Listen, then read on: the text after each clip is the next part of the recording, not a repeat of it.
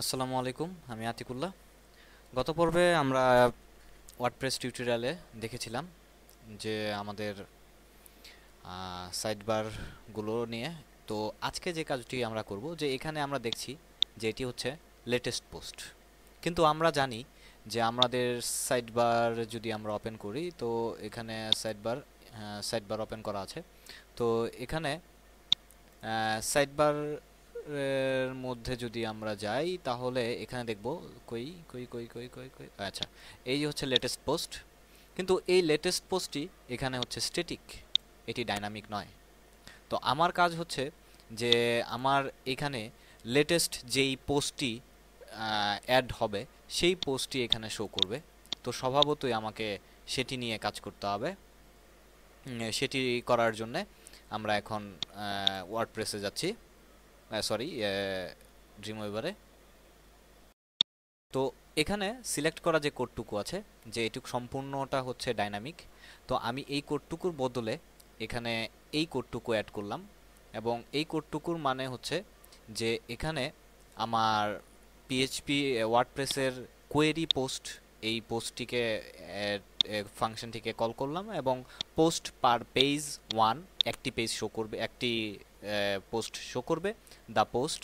এবং এটির মধ্যে সাইডবার পোস্ট এবং ক্লাস ডিক্লেয়ার করা হলো, এবং যেটি আমার আগেই ছিল। তো সেই হিসেবে এরপর এখানে যে ক্লাস ডেট রয়েছে, সেই ডেটটি আমার ছিল স্ট্যাটিক।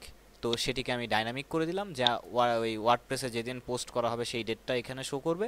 তারপর হচ্ছে যে আমার ওই টাইটেল, যেটি ডাইনামিক টাইটেল দিয়ে দিলাম, এবং স্বাভাবিকভাবেই যে ওয়ার্ডপ্রেসের যে বডিটি রয়েছে সেই বডিটি।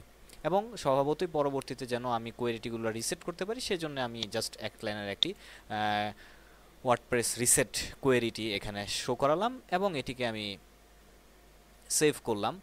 এবার যদি আমার ডিজাইন ভিউতে যাই, রিলোড দিলাম পেজটি,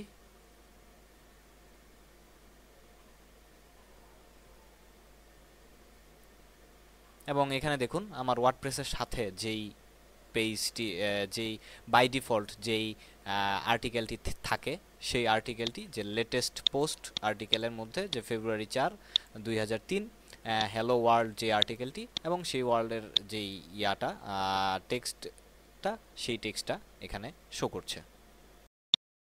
তো একই উপায়ে আমরা এখানে লেটেস্ট পোস্ট যেভাবে পোস্ট করলাম, সেইভাবে আমরা ইন্ডাস্ট্রি নিউজ,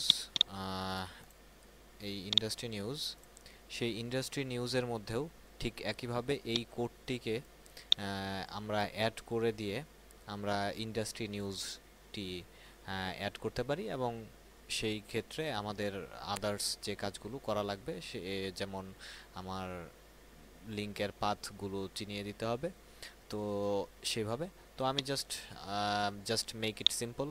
তো সেইভাবে আমি জাস্ট আমার সাইড বারটি ওকে করলাম।